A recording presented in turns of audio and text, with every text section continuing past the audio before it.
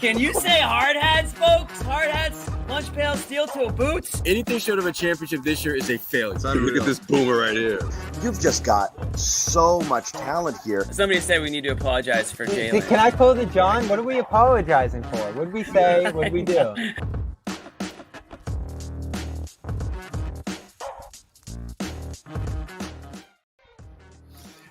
I'll tell you what we're apologizing for, Jimmy.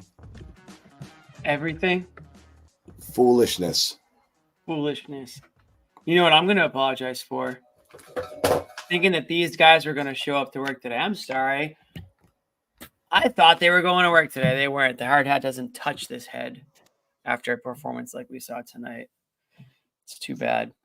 So we're apologizing. Yeah. We need to scrub the film from game one's post-game show. We let them do it to us again, which is they come out, stomp a team that clearly looks like they don't have the personnel to match up with them. I was wearing the hard hat tonight. Go on. And we did it.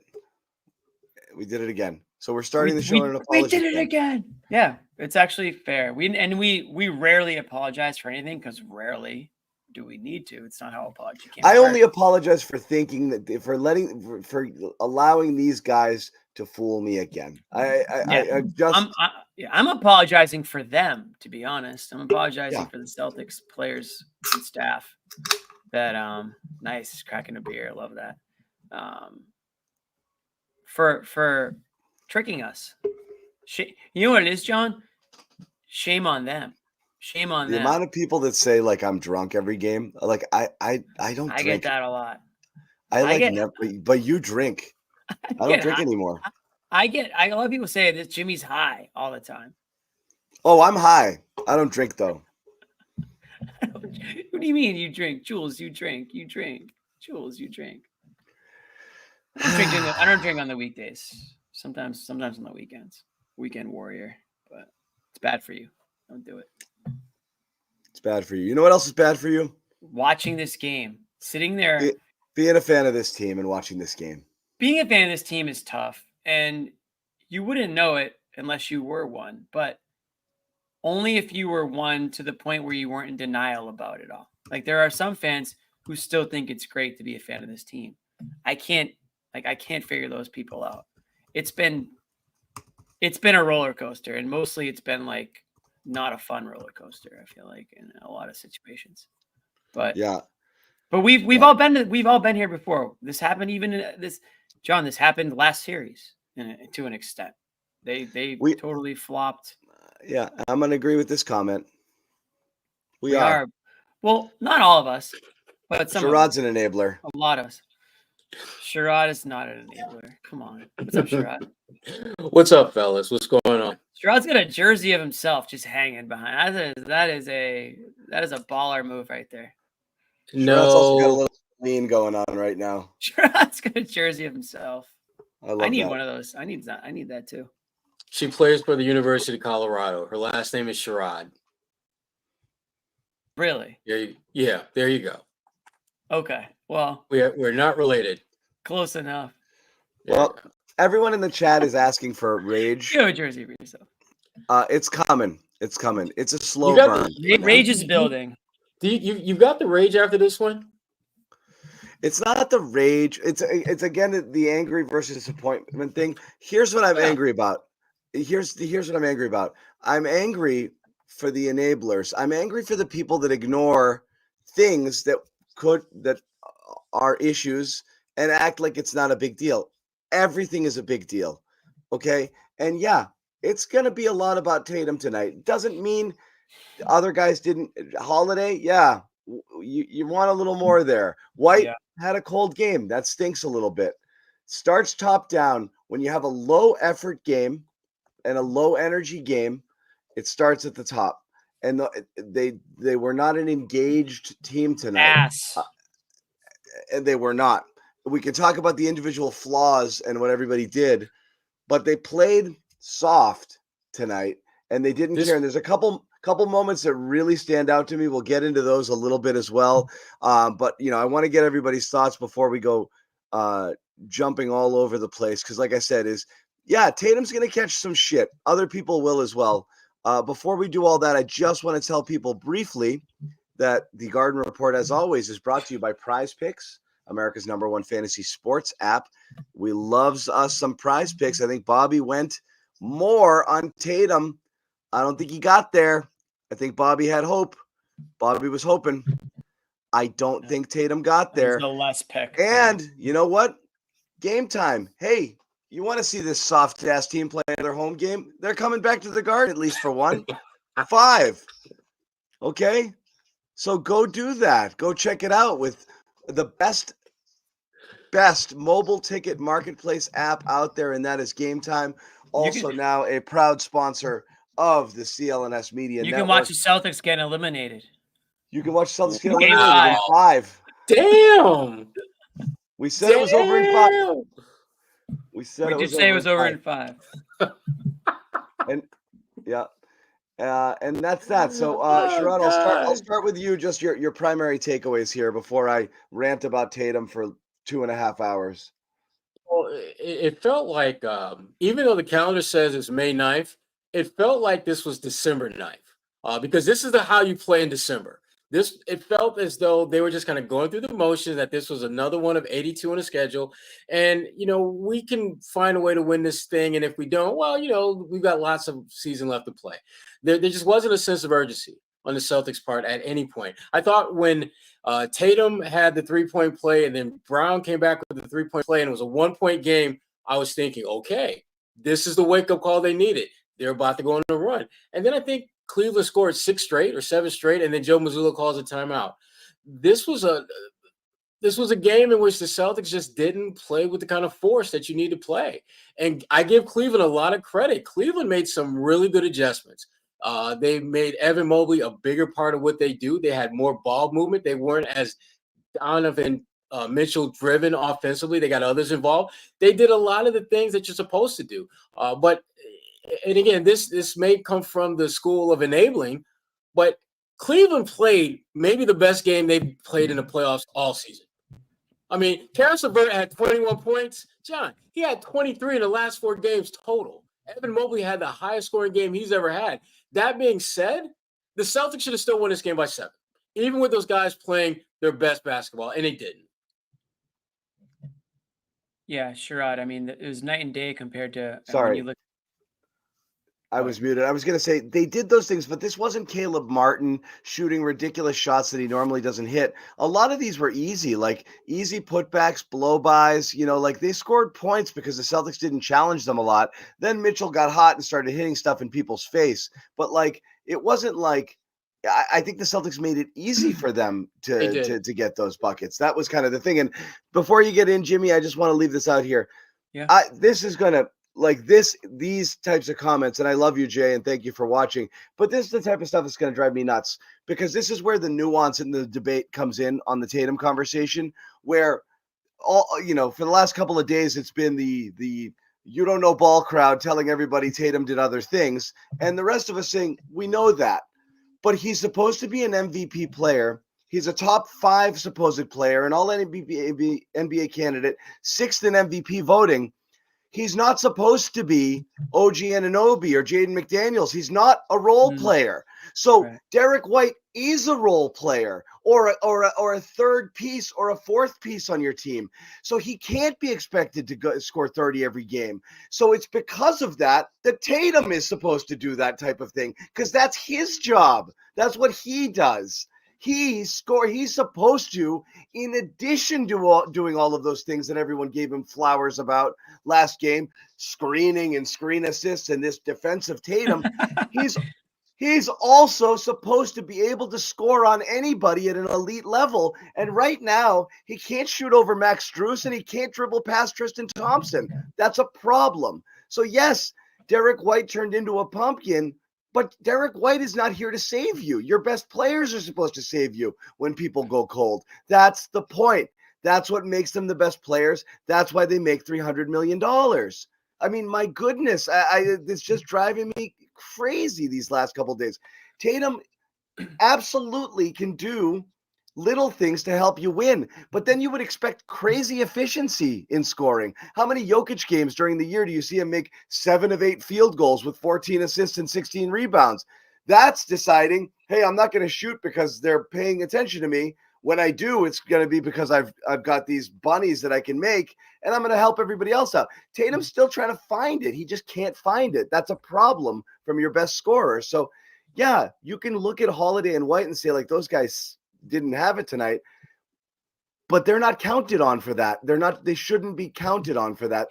The way Tatum and Brown are. And so that's the problem. That's the problem with the Tatum conversation right now. Yeah, well said, John. I mean, it's reminding me of a few seasons ago before Tatum and Brown made like that leap or one of their leaps where everything felt difficult for those guys. I don't mean to group Brown into this, but at the time it felt like scoring was difficult. It wasn't like these guys could just figure out how to get to the basket or get their 30 points, whatever it was. It feels like we've almost gone backwards in that sense when it comes to Tatum, where everything seems difficult. He's not going to be able to go out there right now for whatever reason and give you what you need. And after game one, I was probably a little light on him because I said, you know what? Tatum understanding the situation, seeing that Derek White's getting his, seeing that Jaylen Brown's getting his, not trying to force things, not trying to make it about himself, not trying to shoot his way to 35 points when it's not really his night. Well, tonight was one of those nights where it's like, hey, Derek White doesn't have it, right? You know, could kind of use 40-point top 5 Tatum tonight, right? Right. This is the type of night where you do have to kind of instill your will out there, and he can't. And that's be the scary that part. MVP. Yeah, well, that's the concern, and I brought that up after game one. I think there's a lot of Celtics fans out there right now wondering if he's capable of that. Can he go into Jalen Brunson mode? And again, I'll bring up Jalen Brunson again, not to compare the two, but Jalen Brunson was in the MVP discussion this year, and he had some votes, and he's carrying that through into the playoffs right now. Sherrod, he's did it again last night. Took a Knicks team that was down by double digits at one point. He even missed the second quarter of that game, came out in the second half, carried his team to victory, and now the Knicks are looking at a 2-0 series lead. He's the reason behind that. And the Knicks are banged up too, and the Knicks have a lot of reason to not a lot of reason, but you wouldn't fault them if they had lost last night's game. They lost lost another key player, but point I'm trying to make is guys like Mitchell, Mitchell is one of them, but guys like Brunson, guys like Anthony Edwards, they're stepping up right now when it matters most. Fans want to see Tatum do that too. Fair or not, I think it is fair. This is your guy. Everyone's saying it's your guy. He wants to be the face of the league. He's gonna get a max deal, John. This is the time where you say, here I am. I'll do it. And this is the moving the goalposts argument here on the Tatum stuff is, you can't look at tonight and be like, well, he had 25 and White only had whatever. So he was fine. We're kind of continuing to miss the point. And yes, Judah, it's not, we know these guys aren't role players. What I'm saying is these aren't your carry the mail offensive players. So they can't be counted on when you're struggling offensively to just get hot all the time. It's great when they do. And Derek White has taken himself to another level this year because of that.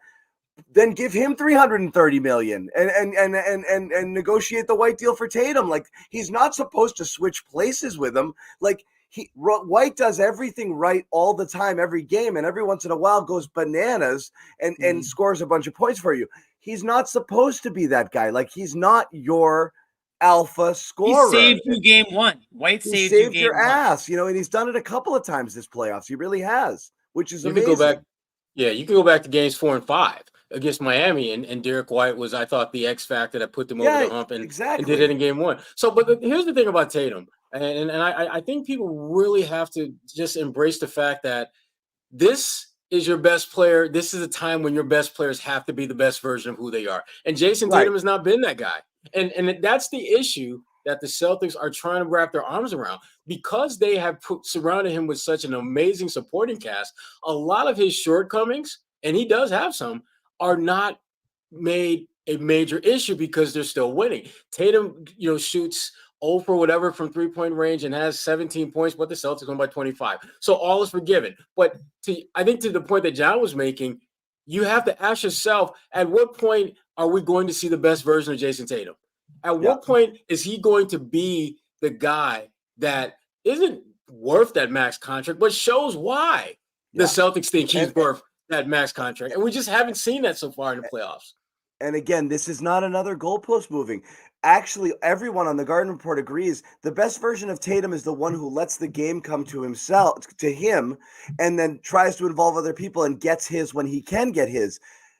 One, he's not doing the former at an elite level. He's fine, a handful of assists, great. It's fine. It's not like he's out there just setting people up all game long. And you can take your hockey assist, potential assist, screen assists, and all that. That's fine. A lot of people get those numbers. It always goes deeper than just the counting stats. He's not setting people up at an elite level where the offense runs through him and he makes it work efficiently. It's not happening. He passes out of doubles, and he'll sometimes make a good skip to an open shooter. You're supposed to do that. He's a professional basketball player. He's not doing that in an elite level. What you want is him not to force it because he feels the need to score all the time. The problem with him at the moment is when he is looking for it, he's really struggling. His rim attempts are feeble. They're spinning away. They're a high degree of difficulty. He's either that or he's foul hunting and he's not necessarily getting them. He's shooting step backs and he's just ice cold from deep. So you need him to not do that. You have to have him as Jimmy said, impose his will more. That's who he's supposed to be. Tatum's supposed to be able to get downhill on most people and go strong to the basket and change that. And then when how much of it's mentality? The step back and this and that, and it's not happening for him. And he's cold, and you just need more. It's not hating, and it's not ridiculous to say you need more from an MVP caliber player. You absolutely do, particularly when things get tough like they did tonight. And the thing about Tatum is that he's so ridiculously talented that he can give you the numbers and not be the least bit impactful. I mean, tonight he was minus 22 when he was on the floor, and you look at his stat line, 25 points, 7 rebounds, 6 assists, 1 turnover. That's a great stat line. But in terms of impacting winning, in terms of helping your team get over the hump on a night when you're playing a team that's playing pretty damn close to the best version of who they are as a team, you need your best player to be their best, and Tatum wasn't that. I pointed back to that sequence where he had the 3-point play and Jaylen had one right after him. I thought that was a wake-up call for Tatum, that I'm going to get downhill, I'm going to draw contact, I'm going to force these referees to blow this damn whistle because the foul is going to be that blatantly obvious because I'm that good. And if they're not going to foul me when I attack the rim, I'm going to finish. Didn't happen that way. And that, to me, is the missing element in Jayson Tatum's game. Not the talent or skills that he needs to develop and evolve into, but just simply understanding time and place and space. When do I need to become the best version of myself for my team to win? I don't think Tatum has as good a feel for that as he should at this point in his career. Yeah, also he just has to hit layups. What's that? Sure. Also, he's got to hit layups. But go ahead, Jimmy. Oh, and there's that. It's a mindset, Sherrod and John. In the playoffs, you have to understand that everybody's ratcheting it up. You can't just rely on talent. You need to understand that you need to go somewhere. I don't know what Tatum needs to do to get to that place in his head, but he needs to dig deep and find this killer mentality or this mode that we, quite frankly, do not see nearly enough, or rarely, if ever, do we see him kind of go into that mode. In the playoffs, that's what separates the greats from the really goods, and there are players who are really good that go into that mentality and they can compete and they do take it to the next level. And that's what you need. Tatum, we know he's not like the most, what do you want to say? He's not that guy that's going to be rah-rah all the time. We know that about him at this point. He's been in the league long enough. He's not that super emotional guy. He's not going to be Kevin Garnett. No, nobody really is, but he's not going to be close to that. We know how talented he is. But in the playoffs, you kind of have to find that happy medium of both things where you actually do need to ratchet it up, the intensity. Sherrod, you listed Tatum's stat line, and there it is on our screen right now. It's a fine stat line. I get it. But that's not the stat line that they needed tonight. They needed him to give them 40. It needed to be a 40-point Tatum night in order for them to compete in this one, in order for them to, stave off the Cavs in that second half. This was a tie game at halftime. What happened in that second half? What happened at halftime? what happened that they fell on their heels, and why did they give up so much in the fourth quarter?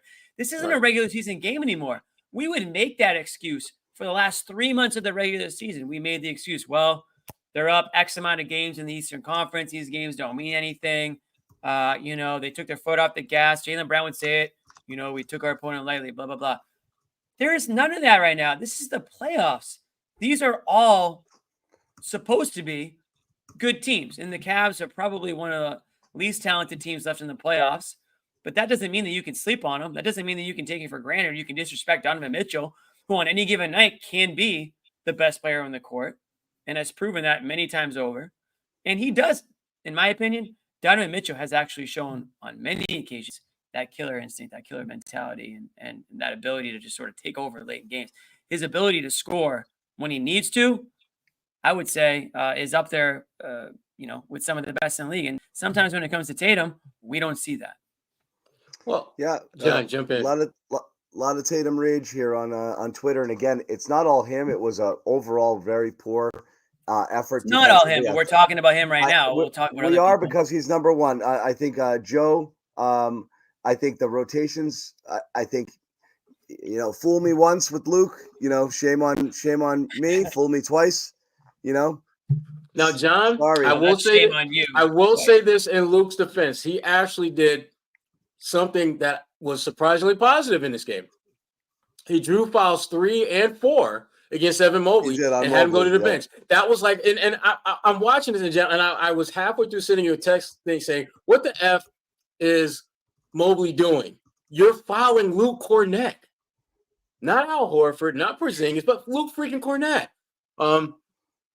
Here's the problem. Here's the other problem, too. Tatum is your best player. We all agree with that. And yet in this series, at best, he's probably the third best player. At best. Donovan Mitchell, I'd say, is the best. I would say Jaylen Brown has been better overall in these first couple of games than Tatum has. And that should never be the case when your absolute best player is third best in the series. Shouldn't happen. And you might even Daniel. Yeah. It shouldn't. So I said 5 or 6. Huh? Yeah, I would. My prediction was technically 5 or 6, but I still don't. I didn't expect them to lose the way they did. I thought they would. Yeah, I thought they would lose game 2 or 3. I wasn't, because the idea of them just sweeping them. Cleveland presents a different kind of way, though. To lose by this amount, to lose in this fashion, to just roll over and die, Sherrod. I mean, it's the playoffs. Like if you're, and this is what everybody, I think the general public, at least going into the playoffs, believe the Celtics were the best team in the league. You shouldn't have losses like this. But this brings up the PTSD of here and there, they just completely no-show. At what point are they going to do that against a team that's going to snatch that, that confidence, that momentum away from them, and then use it for themselves? At some point, you can't just roll over and die. The team's not going to let that happen over the course of the series. That margin that you're working with to do that gets smaller and smaller the deeper you get into the playoffs. And you're right. I mean, I'm looking at, just looking at Dallas and OKC right now. If they get to the finals and face either one, if they get to the finals and face OKC, they're not going to have that luxury to do that. And you start looking at the teams that they would potentially see, they're not going to have that luxury. Now, New York, as crazy as it sounds, if New York gets past Indiana, I think they'd have an easier time with New York than any other team in the playoffs, simply because I just don't know if New York's going to have enough bodies to play. But you think the Celtics will? Yeah. Oh, New York is going to be so ridiculously battered that, physically speaking, they literally won't have the bodies to compete. But they got to get past Cleveland first. If New York is healthy and Boston's healthy, it's a great series. I think it's a 7-game series at that point. But me too. Real quick, I wanted to point out go ahead, John. to your point of fouling, getting Mobley into foul trouble. That would have been fine if Tristan Thompson didn't come in and just beat Luke's ass up off of that. So that's when X-Men had to come in. Yeah, seriously. Go ahead, X-Men guys. doesn't give a shit about the Kardashians. And that's Sam LaFrance host of How About Them work on Celtics. Tristan Thompson. co-host of How About Them Celtics, along with Jack Simone. Terrific podcast. Also, you can Right. find it on the CLNS Media Network. Check those guys out. They bring it every day. Yeah, They have a good pregame problems. show. They have a good pregame Huh? show. They do a pregame show. They do everything. They're all over the place. You can't not find those guys. Okay, because they're there and they work hard and they bring you something every day. So check them out. It's really good stuff. Tell you guys quickly while we wait for some post game sound to roll in from the guys talking and Joe Mazzulla. I'm sure telling us that they got good shots and Tatum was good tonight and they were fine and just some looks didn't fall. But while we wait for that, we'll tell you all about Prize Picks, America's #1 fantasy sports app, more than 3 million members. Easiest and most exciting way to get in the action while you watch your least favorite players play a game that drives you freaking insane. Like tonight, you pick more or less on 2 or more player stats, and that's it. Watch the winnings roll in. Tons of great features. You can play along celebrities and community games. You turn 10 into 1,000 on any sport here, basketball, hockey, what have you. You have insurance if you need it, if anybody gets hurt. You don't have any insurance if people just decide to stop playing like the Celtics did. They have to actually be injured. It's a really fun and easy to use app.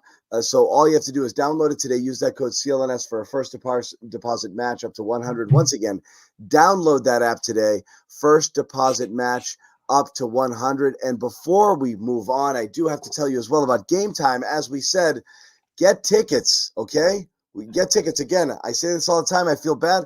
I get to go to the game tonight. I didn't have to get a ticket. I'm cool like that, sitting next to Bobby Manning. I'm going to tell you what Bobby told me as well, which you'll never believe these words came out of his mouth. But Game Time can get you in there, especially for these tough-to-find tickets. An authorized ticket marketplace of the NBA makes getting playoff tickets even faster and easier. Prices on the Game Time app. What do they do, Jimmy? Do they go up? No. They go down. They go down, baby.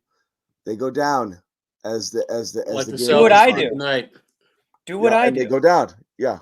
You just post up near the venue. You hang out at a bar. You watch the dollar amount drop. Even when the game starts, you can use the Game Time app. Once the game starts, the tickets will continue to drop.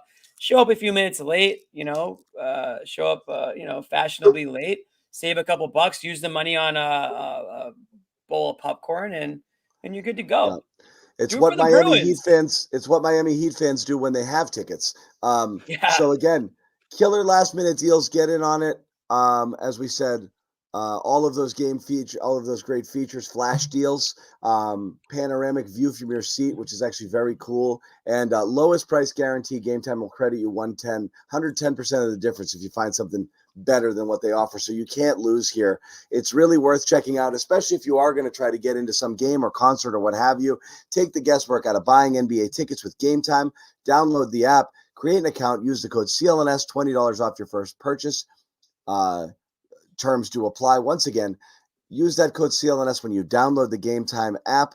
$20 off your first purchase. Download it today. Last minute tickets, lowest price guaranteed. Back to this game again. It's going to be Tatum because it's been Tatum, and I think it's overdue a little bit. And the debate raged on, and obviously you expect that from the best players. Really a piss poor effort throughout here, and we'll get a blame pie going, and we'll get a sense of what we like here. But what happened in overall approach in your mind tonight, Sherrod, versus last time? Again, was this just too cool for school? We got this. Again, the worst thing that happens is you blow them out in game 1. And as much as we're raging on here, they're going to come out and win game 3 by 47 points. It'll be like, oh, yeah, it was fine. And that's honestly very possible. But again, why do we have to keep saying this? It's the playoffs. You're not supposed to take days off. I don't understand it. You can have off days by playing poorly, but you're not supposed to not try. I don't understand why this is still a thing that everyone's like okay with. I think it's just not everyone, but right. Every team, no matter how good you are, has some kink or flaw or thing that's just, why do they do that or why do they act that way? And this is the Celtics kink where they will take games. I wouldn't say take off. They take them way more lightly than they should. Like I said earlier, this felt like a December 9th game where it's just one of 82, and you should not be carrying yourself as a team like that. The Celtics, they have the talent, they're deep, they've got all those things that you ideally want to have in a championship caliber team, but they have these moments like this. And to the point that Jimmy made earlier, at some point, it's going to bite you in the ass if you're not too careful. You're going to find yourself losing a game that you're going to need in the grand totality of that particular series, and you're not going to have it. And they really need to hopefully learn from these type of games. This is a second straight series where they've lost game 2 at home, and the second straight series that team that beat them had one of the most amazing games they've ever had in like franchise history, or players were having career highs left and right. You look at the final numbers, the Cavs shot better than 50% from the field. I think they were on the north side of 40% on 3-point range. They were plus 13 on the boards. They kicked your ass in every single category that mattered. And that should never happen. Should never Every happen. category. Yeah, this wasn't like I know Cleveland shot a good percentage from 3, but they only attempted 20 something. This wasn't a high variance game where the threes killed you, because honestly, you need volume. It's not just about the percentage. I mean, if you don't know this by now, having watched the Celtics, and I mean, Joe's been proven right on this. You got to take them. You got to take a bunch. They didn't. They killed them by just friggin' walking right by them, and then the Celtics didn't challenge. They were just so efficient. So efficient. Yeah, they didn't challenge their threes, and the Celtics played their dumb drop, and everything like that. And yeah, I mean, the killer. I've always said this, and thank you again for the contribution here, Krob or C-Rob 949. We do appreciate it. I hate that. I hate the passive defense because it does breed laziness, and the Celtics got legit blown by a ton tonight. A ton. Thank you for saying that. I think that was the difference, John, is that Cleveland just attacked. They saw a Celtics team that didn't want to match their intensity, and they attacked them. And that's why obviously they didn't rely overly on the 3-point shot. And if Celtics aren't hitting them at a clip that they need to, the opponent can focus more on attacking inside. They don't have to try to match them 3-point for 3-point. And a lot of times you will lose that battle against the Celtics. But was this a night where they missed Porzingis and it was more obvious because of that interior presence was lacking? Sure. See, Jimmy, I'm glad you brought that up, because I've been thinking about that the entire night and the entire game, that at some point when you miss an integral part of who your team is, at some point it is going to bite you in the ass that you don't have them. Cleveland doesn't have Jared Allen, and so people will make that comparison. But here's the thing. Jared Allen is important. They don't.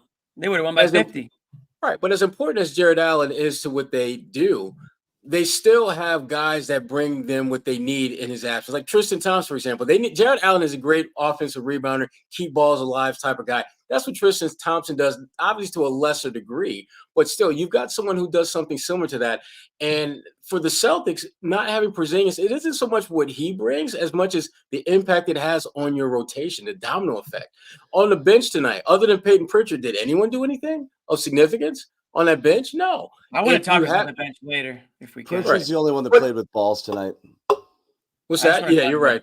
You're right. He really did. He attacked. Everyone else just chucked up shots, hoping they would go in, and Pritchard attacked. I need an apology.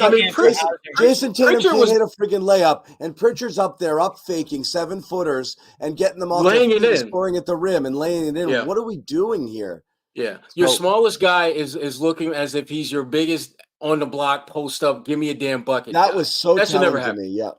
Yeah. So one of the global questions we'll ask, just generally is always with this team is, what actually worries you? And most of the season, people are like, I'm not worried because regular season off nights and blah, blah, blah. And even I, much to Jimmy's surprise and chagrin, really didn't overreact to these, shitty losses that they would have when they wouldn't show up. Even though I am, it does give you PTSD and remind you of it. But I said, if we see them in the playoffs, that's going to concern me. And now we've seen 3 of them, I think. I think 2 of the Miami games, one was a win where they played poorly. And then again tonight, they're 3 out of 7 games has been not great effort, not just execution, both effort and execution. That's a very high percentage of crap games. So it really comes down to, with the Celtics, it's always, less a concern about what they did tonight, positive or negative. We keep saying this. More what's going to happen next. And at what point do you find something like tonight concerning? Al Horford says, right friggin' now I do. You just throw this one away, chalk it up to a bad night? I think we have to look into it. We'll look into it and we'll see, how we can be better, learn from it.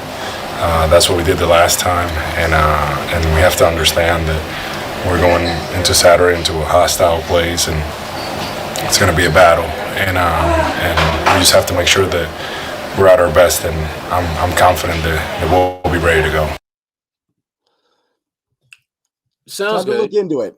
What does look Yeah. into it mean? Because I am curious. Yeah. I would hope that look into it means, hey, Tatum, our best player, dominate. We need you to dominate. We need you to be the absolute best baller on the court from here on out. Because if you're ever going to actually live up to the top 5 Tatum moniker, this might be the time to start that campaign. This might be the time to map out how to get to 270 to be the top 5 Tatum. Because right now, I can see the path to get to 270, but you're not campaigning hard enough to make that happen. Yeah, I Facts. don't see it. I don't see it. We're gonna welcome in. We were gonna welcome in Bobby, but he blipped out. We do have a bit of a blame pie situation. We'll get into that as well because there's quite a few slices. You know what's amazing to me? This is the most refreshing thing about the chat tonight. 90% of losses like this year was 70% Joe slander. This is the first one. Everyone is finally putting it on the players. Thank you. That being said, Joe? I'm always going to give something to Joe. I just never think he's the issue. I don't think he's the solution. I don't think they're losing in spite of him at all. But it does frustrate you. Like I said, is some stuff clearly wasn't working tonight, and he went to it more than once. Got cute a little bit in that third quarter.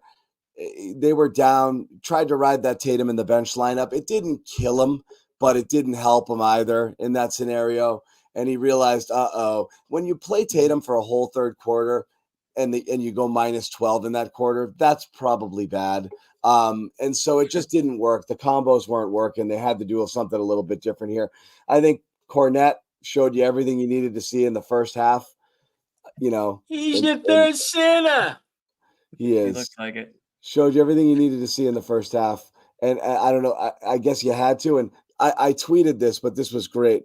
This is what Bobby Manning said to me during the first Cornette stint. What? Sitting next to Bobby, he looks over at me, he gives me a little elbow, and he's like, "Got to get Luke out of there." And I was like, No, Bobby did not just say that to me. And he did. Concerned parent. Let's bring Bobby in right now. What's up, Bobby? He still looks What's going concerned. On? A little of this, a little of that. A lot's going on. What's going on? You were in there good. talking to people. Kess has some Joe criticism. I would like to hear it as well, but go ahead. Yeah, not much so far. I mean, have you guys gotten any Joe sound yet? He was pretty subdued, pretty conciliatory, I felt like, after, just like it was after the Heat loss. Not too combative, not too defensive, and admitted many of the areas where it went wrong. I think, I led off asking about the effort. Thought it was more execution leading the defensive issues the other way because of the offensive execution, which he points to a lot. And clearly the offense was a mess tonight, but this is another game I look at where you could have won this if you tightened up, schemed, and paid attention to defense. And this just isn't a team that does that. And it's so frustrating.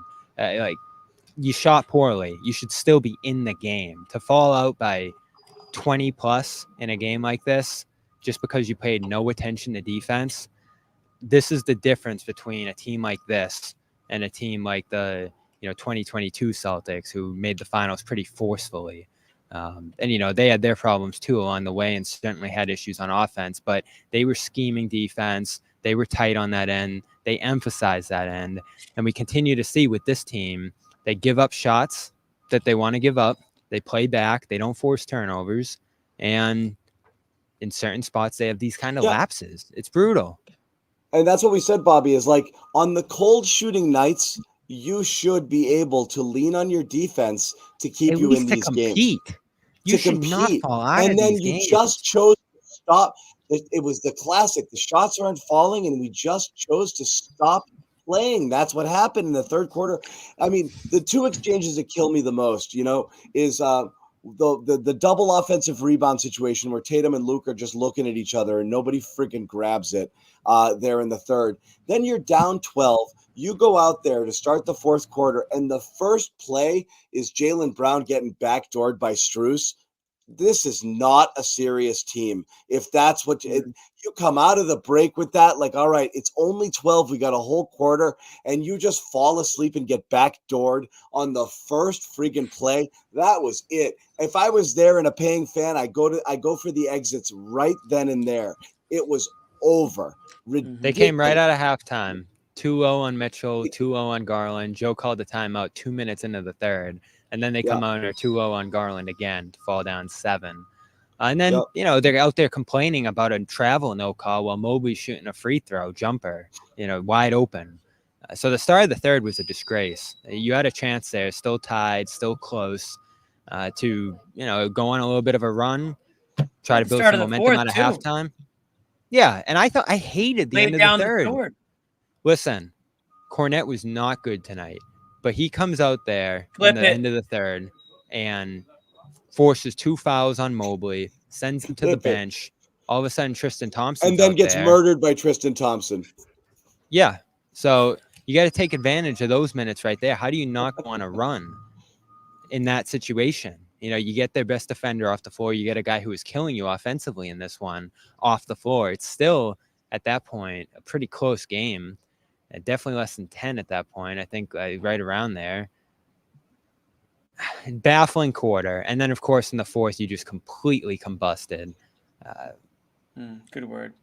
Inexplicable loss. This was one of the worst losses I've ever seen covering this team. Inexplicable. I love Bobby hyperbole. I love it. Me too. Inexplicable. I mean, you're a 12-point favorite, John. They're missing 2 starters. You destroyed them in game 1. And you come out like this, it was one of the ones you feared, John. The game where they come out and say, yeah, we just didn't have it tonight. And I haven't heard that yet tonight, but I'm sure we're going to. Well, we're going to get the Jaylen Brown quote where he says we took our opponent lightly. And he'll be looking over at Tatum. Brown and Tatum are about to talk. I'm sure we're going to hear it right now. So they're talking. Are you jumping? No. No, you're done with them? Doesn't want to see him. Doesn't want to be around him. Nope, I'm in for the ride. They broke Bobby. Love that. They broke our Bobby. Damn it, Tatum. Damn it, Jaylen. I mean, you can lose. What's up with Tatum? Bobby, what's the deal? We already talked about Tatum a lot, but I'd like to get your opinion on. I mean, you were kind of easy on him after game 1. I wonder if you. But I did have a fear, Jimmy. If the shooting struggles continued, would he try to force his way out of it? I feel like that's what we saw from him tonight. At times, getting aggressive, going down to the hill, and getting to the free throw line. 11 free throws in this one, right? But 1 in the second half. Seeing crowds, taking difficult shots. John was sitting right next to me, and shot after shot Tatum took. He just said difficult. That's a tough shot. And sometimes he hit him. Even a couple of the makes, yeah. Difficult shots, but it's not a strong take where he's getting it all the way to the rack and putting it up clean. Right. Everything is a spin or a clutch. They didn't take good shots tonight. All of them are hard. They're hard. Remember when we used to talk about how difficult it was for these guys to score like a few years ago, Bobby? It seems like blast from the past a little bit with Tatum. Like it's just nothing's coming easy for him right now. That was a question to you, Bobby. Nothing's coming easy for him, and they're not going to allow it. I mean, they've said it outright throughout this series. But I don't mean that they should allow it. I mean, like, voicing this chat right now into a state of depression. Yeah, I'm not saying that they should make it easy for him, but he should be at a point in his career where he should be able to get his. And I understand what you're saying, Bobby, where he's forcing it a little bit tonight. But this was a night where, unlike game 1, when he didn't need to force it, somebody needed to try to get going in this game. So it's not that I hated him for trying to get himself going. I would have liked to have seen it maybe in different capacities and maybe, again, being a little bit more aggressive, going to the hoop. Not some of those shots that you had mentioned earlier with the turnarounds and the contested shots, but this is a guy that needs to put the team on his back in certain situations. This would have been a perfect example tonight. I just couldn't do it. And that's, I think, the growing concern is if he's capable of it. Yeah. Is this This your is king why we right said, here? yes, this is why we said coming out of last game, great, you do the other things. It was all perfectly valid, that take many people had. But you rely on him for scoring, John, as you said. And if you're in this situation, like Jimmy just mentioned, where you need him to score to keep you in the game, and he's unable to do so, and he's missing shots at a high rate still, you're screwed. And you end up with 94 points. And that's the thing is like the defense of it is odd to me. It's like, well, they're throwing a lot of bodies at him and he's getting doubled. What good player doesn't get a lot of attention? That's part of it. That's part of why being a good player. That's part of it. Like it's supposed to be hard. Like, what are we talking about? Like, that's it. Well, it's been hard for him and he's doing other stuff. Yeah, sorta. He's doing some other stuff, but I mean, not enough of what he needs to be doing right now. I'm sorry, it's not enough. It's short. What did they? It doesn't what do they mean want? he's awful, like the worst player. He's not. He's supposed to be your star. He's got to be able to do more. So it's not wrong to ask for more. And what do they want him to do right now? Is anything he does fine? I don't think he wants they to know. go out there and just pass and be a diversion. Great. Look, if they want to. It's on their mind, right, Bobby? We said it. Again, we're sitting right next to each other in first play. I was like, there it is. They clearly ran a set and tried to get Tatum on a switch down low against a smaller defender and an early, easy touch near the basket. It resulted in 2 free throws. Great. Getting him an easier look. Still couldn't get it up and over, but he got fouled. Then he goes to the basket again on a pretty good take, gets fouled again. So it's kind of a little bit of a good start. Then it kind of stopped being that. They didn't scheme for him or game plan to get him touches in certain spots. It just kind of devolved into the whole I trust you guys to do the right thing sort of thing. And it turned into just a bunch of chucking. And that was it. And inefficient drives and high degree of difficulty shots, creating transition buckets going the other way. The fourth so they're not quarter turning was it over. scary. They're missing at the rim, and that's causing it to go the other way. And it's just killing them. It just killed them. Yeah, the fourth quarter was scary. The body language, how much they let go of the rope completely, and the game went out of control. It was a 24-9 run to start that quarter, and it just reminds you of some of those moments where they looked helpless and lost in past postseason spots. End of that Heat series that they lost, the end of the Warriors finals in that game 6 where the Warriors just sprinted them off the court in the second half. That was what it looked like in that fourth quarter. And can they bounce back from that? Yes. They're still going to win this series. They're probably not going to lose again in this series, just like in the last series. But when you see stuff like this, you see what could prevent them from winning a championship. And so if they go on to win 3 straight here, great, they got the job done. But you still have this lapse. You still have this disconnect in a game like this. It's just a no-show. Like, that's all you can describe this as. And Tatum deserves all the criticism he's going to get. He's playing poorly this postseason. But you don't know ball, Bobby. Nobody showed up tonight. Nobody. I disagree. I thought Peyton Pritchard did. I thought he was the only one. Peyton gave them some energy. Horford hit some shots when they were shying away from him. So there were some performances that I guess go down as silver linings. But when you collectively as a team fall out of the game to this degree, you didn't show up. And how does that happen? How does that happen at home? How does that happen against this team that's missing 2 guys? It just keeps happening over and over and over again. I was going to say, it's happened plenty. Yeah, it's happened plenty. And this is like a new version of this team. It's a new coach. We've seen it happen under 3 different coaches. Like, when this just keeps happening repeatedly, something like you're allowed to lose. Like, to go back to the point Joe's made a million times, you're not going to go 16-0 on the way of the championship. You get that. But to lose like this is what gives people doubt. Right. And again, I don't think anyone is feeling as if the world is going to end and the Celtics are going to go down to the Cavs in this series. But to your point, Bobby, that's it's never been about moving from one round to the next. It's always been about winning a championship. And these are the kind of games that plant seeds of doubt in the minds of I don't think just fans. I think some of the players have got to be asking themselves, to a man, are we really built to win a championship? Do we really want to win a championship, or is it something that we feel is a need, or is it just something that we want to do? Because you have to feel as if this is a need, that you got to win a championship. I'm not sure this team embraces this moment and this opportunity to the extent that you should. Well, do they seem to understand, Sherrod, that it's going to be hard? Like, there's going to be I don't resistance. think they do. I don't think they fully embrace that. Do you just expect to go out there and see all the shots fall, all the calls go your way, the other team just completely crumble and give up after a game one win, runaway win? Like, the Cavs are a good team. Like, I know we look at them and they're hurt and they're damaged and stuff like that, and you should roll past them, and everybody was picking sweep or 5. Donovan Mitchell's on that other side, and that guy is a baller. You have Garland, who can hit shots. You have Mobley, who's capable and a monster defensive player of the year caliber guy. So this isn't the Heat series, right, where they're just missing everybody. Like, they're missing some key guys on that side, but you still have to take them seriously. This was a game where they showed up after winning by 25 and just thought they were going to walk through them. There's no other way to explain this. And to your point, Bobby, about Mitchell, I don't think most people realize this.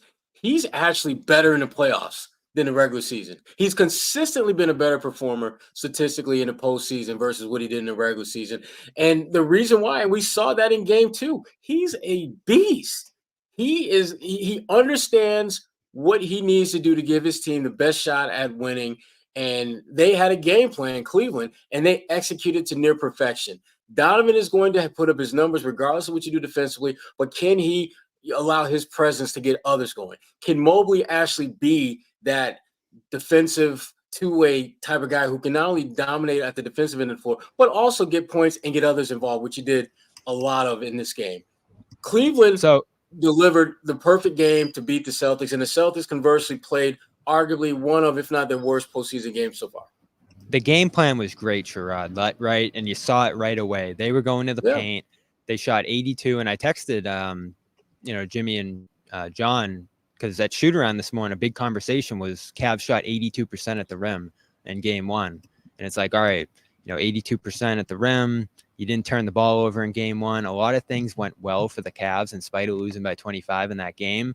So I think they highlighted areas where things worked in game 1, right? You come out of that game, you don't overreact, you limit the turnovers again, you go to the paint again and again and again. I think they shot 10 for 13 in the first quarter. They're looking for Mobley. They're putting the ball in his hands. They're saying, get comfortable, get those shots up. If you miss them, so be it.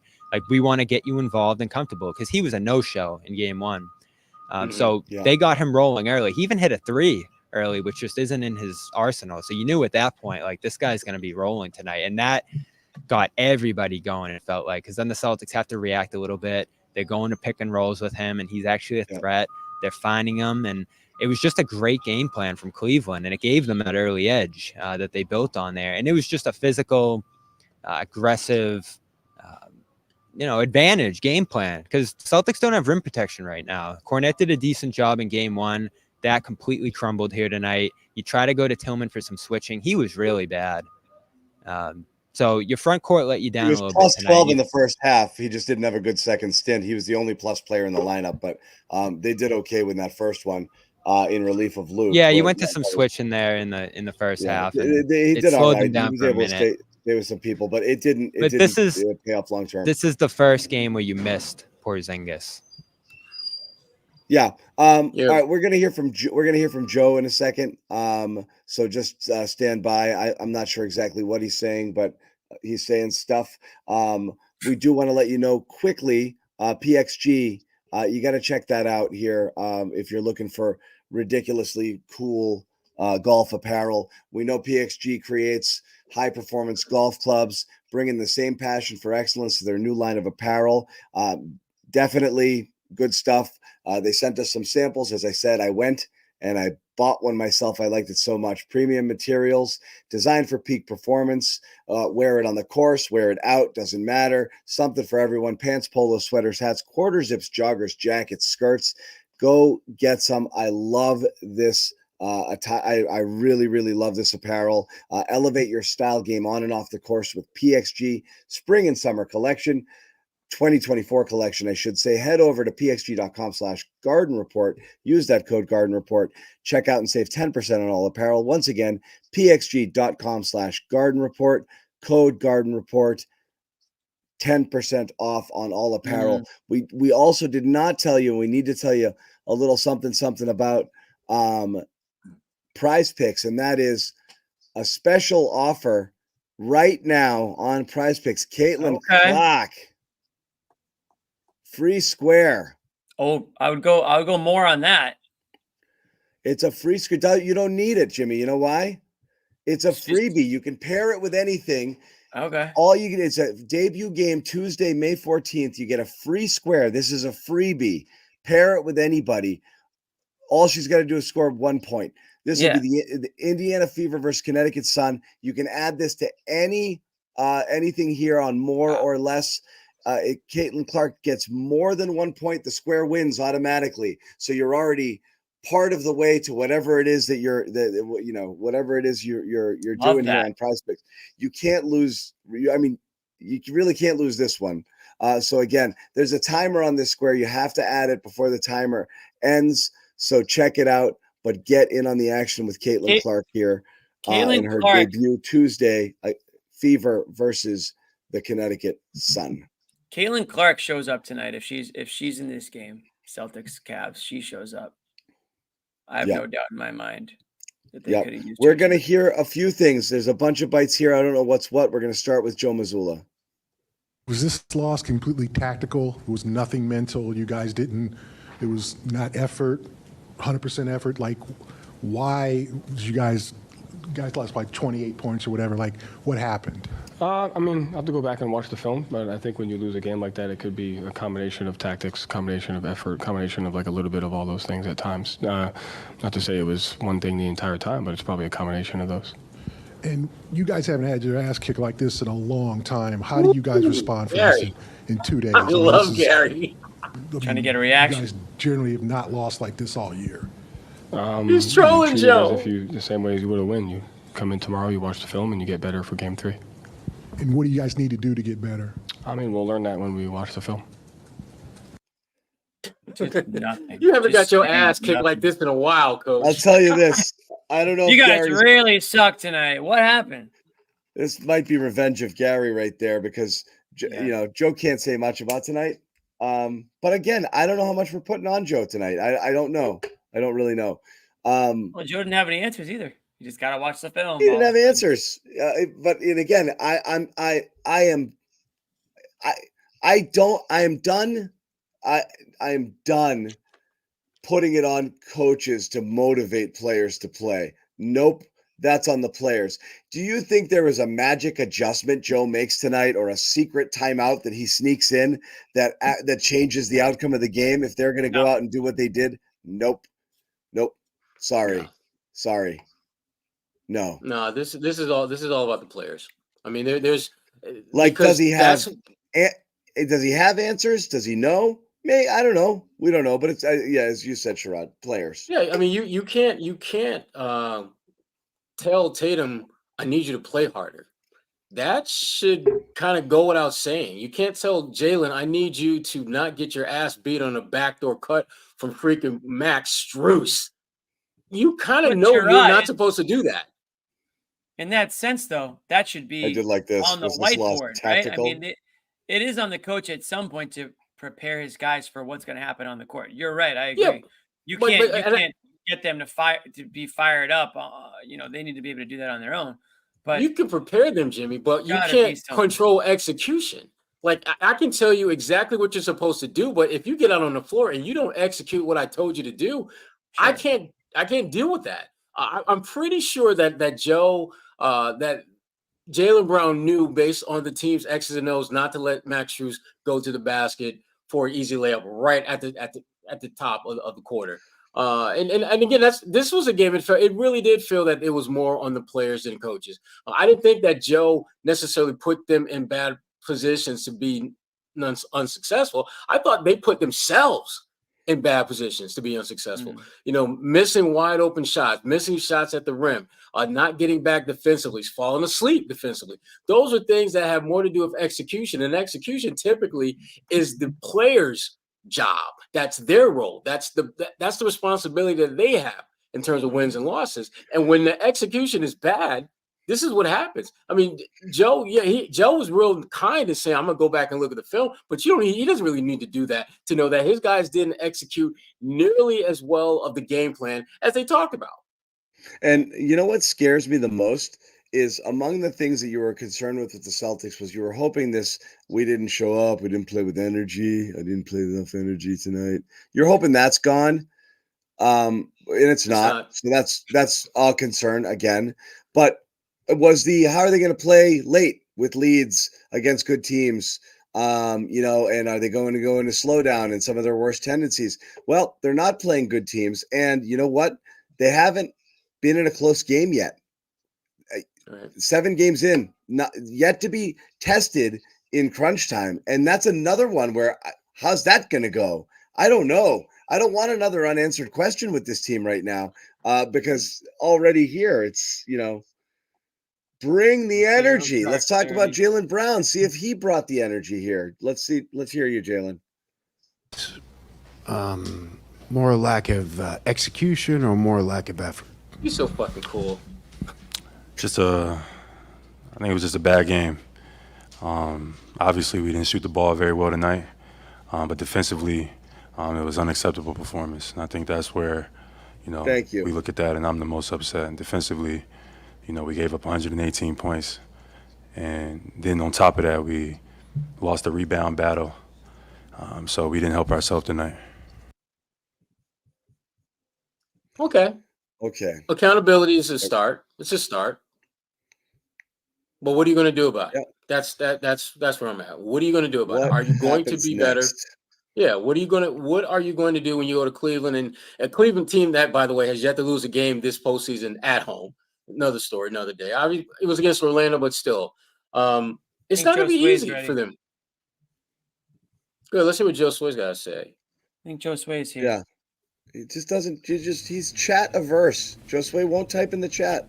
I don't think he's got chat. I don't think he's got. I'm trying to get everything together over here. No, it's just I'm trying to get everything together here. John, he's on the podium right now, man. Look at the. He's on the podium.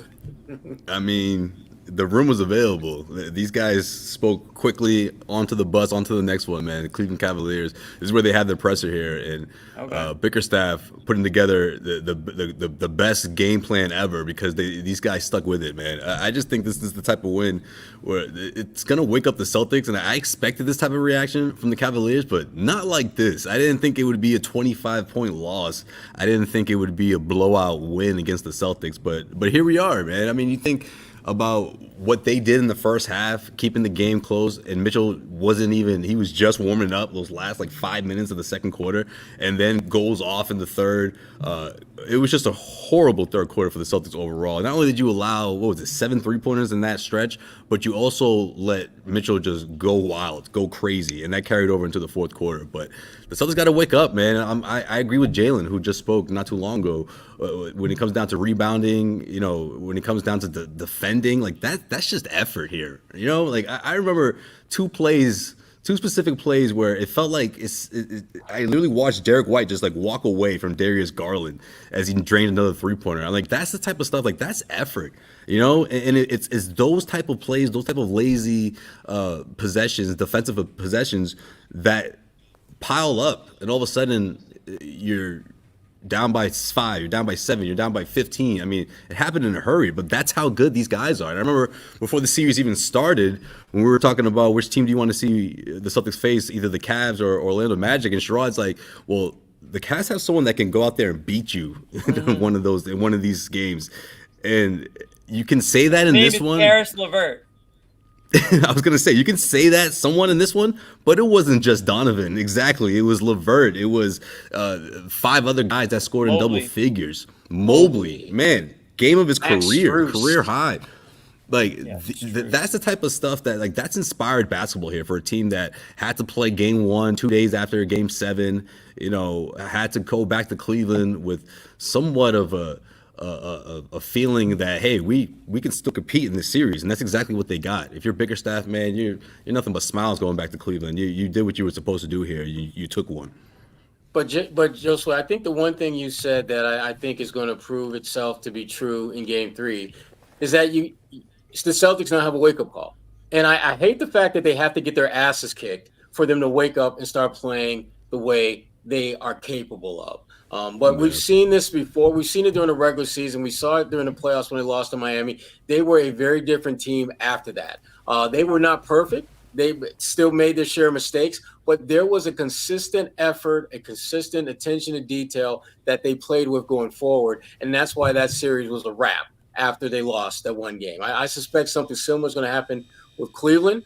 But the biggest thing, Josue, I'm just curious your take. Did anyone else talk about the effort issue? Because it seems like that of all the effort and execution seem to be the two things that they were missing more than anything else in this game. Jaylen a little bit. Again, for him, it was more about the defense and the rebounding. But I think the two things go hand in hand. But flat out calling the team or calling themselves out on the effort, no, I didn't see that. Especially not from Joe Mazzulla.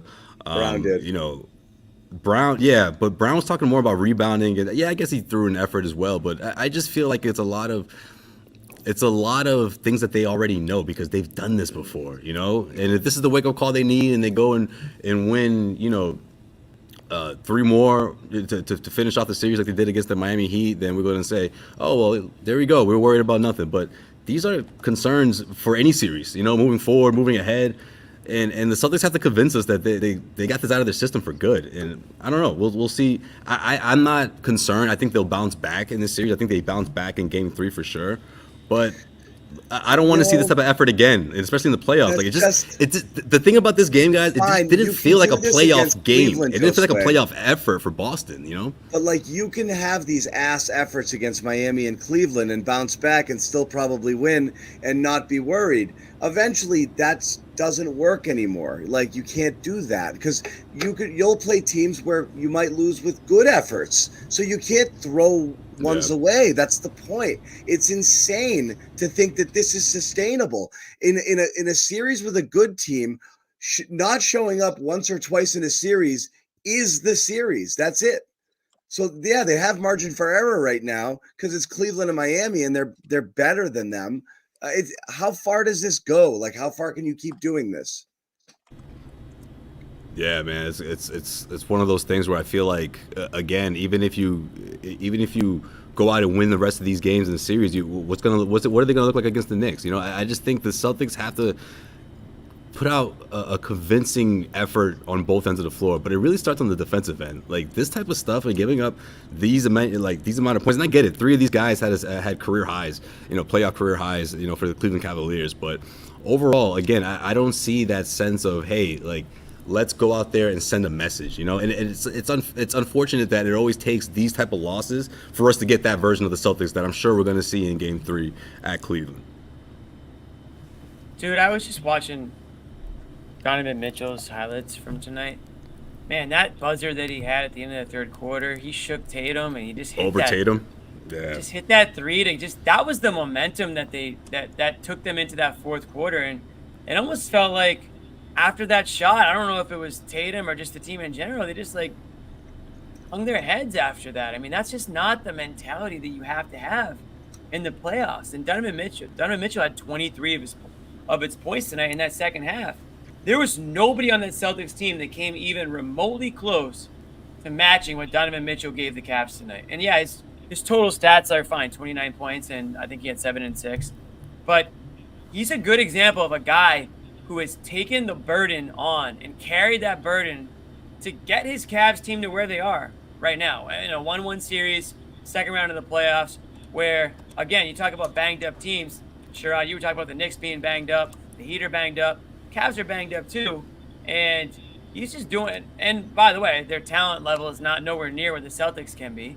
And he's just able to just understand the moment and do what it takes. I'm not saying that he's going to win every game from this point on and just put the team on his back forever. But on a night like tonight, 13.5-point underdogs, tied at halftime. I don't know what went on in the Celtics locker room at halftime, but whatever went on in the Cavs locker room, Donovan Mitchell took to heart. And he just, again, this is what fans want Tatum to do. They want Tatum to be the guy to come out in the second half and drop 23 points and shake the opponent at the buzzer. Tatum won't even take a shot at the buzzer unless it's a clean look. He doesn't want anything to affect that field goal. His field goal percentage. Yeah. So it happened again tonight. I know. I mean, different wavelengths right now, man. I don't know what's going on. Well, what Donovan did was special because he got these guys motivated in that first half by just getting everyone involved, getting everyone on the same page to go into that second half and then go into killer mode, which I honestly saw coming. I mean, you got the sense that he wasn't being as aggressive offensively, but he was finding guys down low. I mean, these guys really attacked the paint against the Celtics. You know, without Kristaps Porzingis, a couple of up fakes, Luke Kornet goes flying. I mean, like I tweeted out by that first quarter, I was like, I guess the Cavs figured out Luke.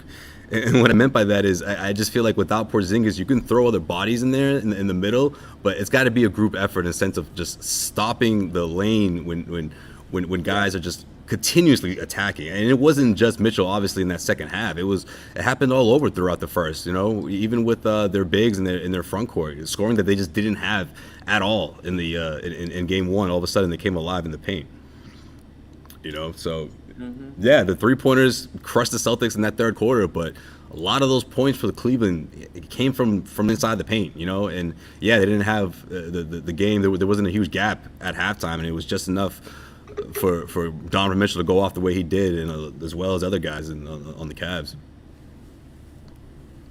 Yeah, but is this a one-off, guys? Though that's the question. Can Cleveland do this again? It's always the question. Know. It's always. I don't know. 118. I didn't think they could score 118 in this game, in this series. Well, the Celtics gave up. So from, I mean, the fact statistician Dick Leip, first time they scored more than a 107. This is the first time since May 31st, 2018, Cleveland has scored more than 107 points in a playoff game. That night, this is their first road. This is their first playoff win on the road since LeBron was on the team. 124-114, despite 51 from LeBron. Yeah, again, how much of it is the Cavs' offense? How much of it was the fact that the Celtics just decided not to play defense in that fourth quarter? Really, a really embarrassing type of a performance. The politically correct answer would be a little bit of both, but the reality is it was the Celtics taking the night off defensively. It Cleveland really felt like, yeah. Go ahead, John. It felt like the second night of a back-to-back where they're like, if the shots go down, great, you know, fine, we'll do it, and then we're done. I'm hungry for some blame pie. Do we have it or no? Yeah, we got it. Oh, yeah. And Luke's on there. Is that Bob Kraft? Is it Bob Kraft? What? Was he at the game tonight? Yeah. All right, then. You can't get mad at me for putting on Spoelstra on the blame pie. I didn't authorize this, but let's go for it. Go. Give me your slices. All right, who wants to go first? I'll go first. Tatum, 80%. Jaylen, that's a big piece. That's a big ass piece. Jaylen, give you 5. Drew, 2 or 3. Let's go 3. That gives me the 88. Joe, I give 1%. Gives me 89. Luke, I'm going to give you 9%.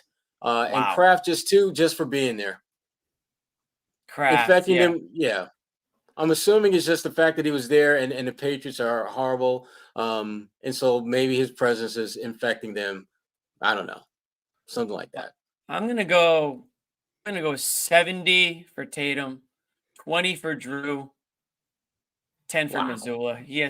Missoula has to take some blame here, but I don't think it's a Missoula loss. I mean, Drew Holiday, I'm a huge Drew Holiday guy. Have been since they got him. We're giving a lot of criticism to Tatum tonight. I think we got to give some criticism to Drew Holiday a little bit too. I mean, why is Kraft in there? Offensively, has not been given. But them you have those games, Jimmy, where Tatum and Brown get into this mode, like they were in tonight, it takes a lot of other people out of the game a little bit too, and I think that's kind of but that's defensively, kind of what did Holiday do for you?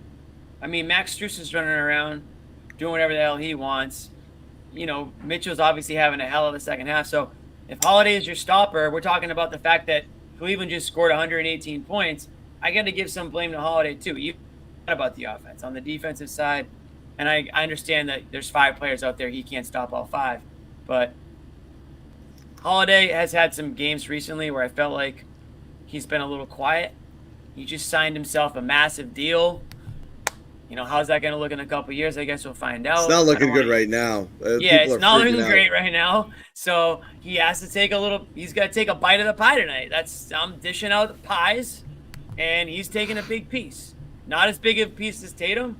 Tatum gets the brunt of it, but Drew's not walking out here unscathed. I'm closer to Blorp's pie in this sense because I think Brown got a pass for being so good in game 1, but Tatum and Brown both didn't play with the right amount of it. They both didn't play with enough energy. Tatum's getting the bigger slice because I'm tired of this shit. Because it's been happening. Yeah, I gotta give some to Brown. I mean, he sucked tonight too. So I also kind of like that, which is like, I'll give a little bit there to Brown. I don't know what you're blaming Joe for, other than just being Joe. You know, if that's your thing, and you think Joe, I think some people just know Joe automatically. You know, like SATs, you get X amount of points for signing your name. Any loss. You know, Joe gets automatically a minimum of 10 to 20% that's not true. of the pie. It's the way they every lost. time, because you're just always Joe has a set slice he gets every If you're night. getting blown out, the head coach is taking a slice. I don't care if it's a sliver. The Celtics should not be getting blown out. And if they are, I'm going to look at the head coach for at least a part of that blame. If they lost at the buzzer, if it was a hard-fought game when they just lost, I'm not giving Joe any of the blame. I'm going to give Tatum a lot of it. I would like to maybe I could cut Joe's piece a little bit and maybe give Brown a little bit of it, or maybe cut a little bit of Holiday's. But you're right. Brown had such a good game 1. I'm probably being a little too nice to him in game 2, but he sucked tonight too. He didn't hit 0 for 6 from 3.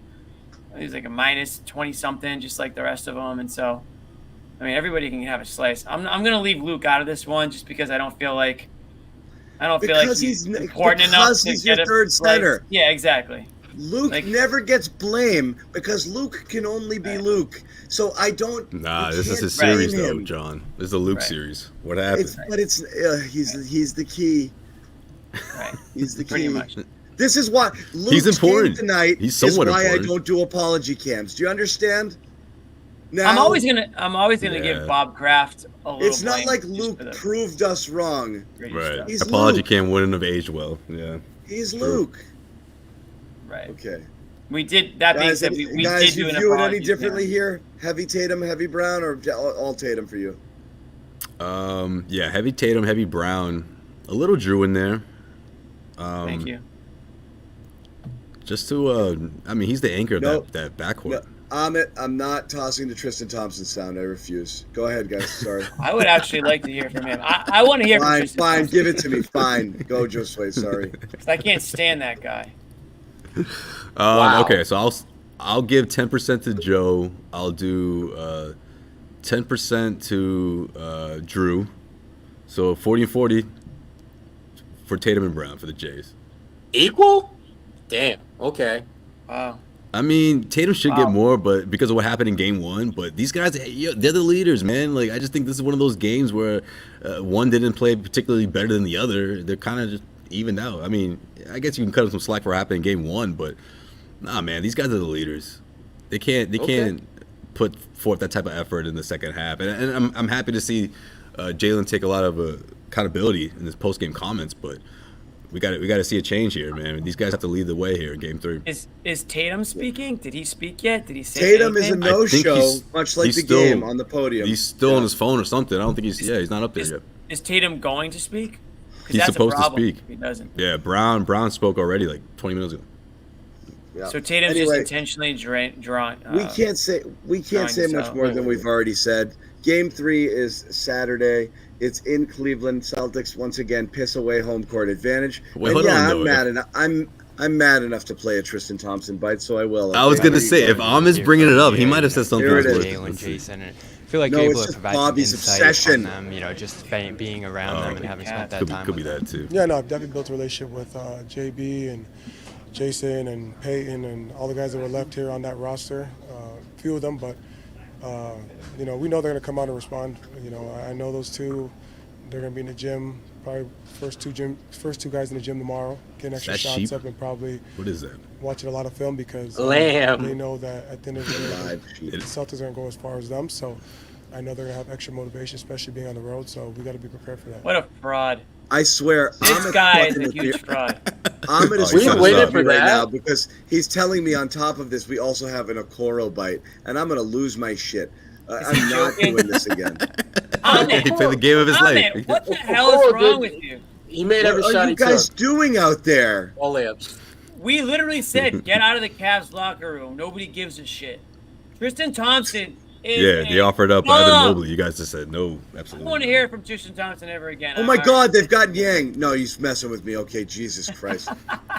All right, I can't do this anymore. I don't think you guys want us to do this anymore, so we're gonna wrap because we've said all we're gonna say, and it's not gonna get Tough more crowd. interesting. It's not gonna make you feel better. It's not gonna make Good call, might make you Coach. feel worse. Who knows what happens? Saturday, it's a whole new game. Celtics probably win by 100, and it will be in here saying it's over like idiots because we're friggin' Jimmy will have the dumb hard and hat keep back. doing this. Jimmy puts a Oh, for stupid sure. hard hat on, and there we go. Not stupid. And by the way, we're finalizing our Merch, hard hat find the design. merch, Jimmy. We're finalizing the design for hard hats. They're going to be ordered, I think, maybe this weekend, and they're going to be for sale next week. There's going to be a limited supply of hard hats, folks. We're not going to be running 100 hard hats out there. So once they go for sale, they're going to go quick. That's all I have to say. Merch And it we've up. got T-shirts. We've got jackets. We've got hats. The T-shirts are on order as well. Garden Report T-shirts are still available. Phenomenals have been ordered. We got a couple other designs that we're working on. So, just check out the merch store. Some things coming up here. But hard hats are going to be hot. I'm sorry I called the hard hat stupid. I am. Yeah, thank you. Appreciate It was done out of what the hell? It was done out of anger. I lashed out. I didn't mean it. Anyway, Okay, we are yeah. done. Thank you to Sherrod. Thank you No, to they Jimmy. are Thank you to stupid. It's okay. Josue and Bobby. They are stupid. Stupid. The Garden crew after Tatum talks are going to go up there and do their thing as well. So you'll hear from Josue and Bobby after the game. Until then, we are going to wrap it up. Feel free Saturday to tune in. night. You can also go check out First to the Floor. They're going to be going live right after this game. Check those guys out. One of the best basketball podcasts on the CLNS Media Network. They know their stuff. They're going to bring it tonight. So check those guys out. And Bobby and Josue will be live with a little Garden Report extra after hour situation as well once they get all of their stuff together too. So more basketball content into the evening. A lot of If you have the basketball. stomach for it, there's plenty more here on the CLNS Media Network that you can consume. For us, you won't see us again till Saturday. I'll be Take there. care. It's going to be fun.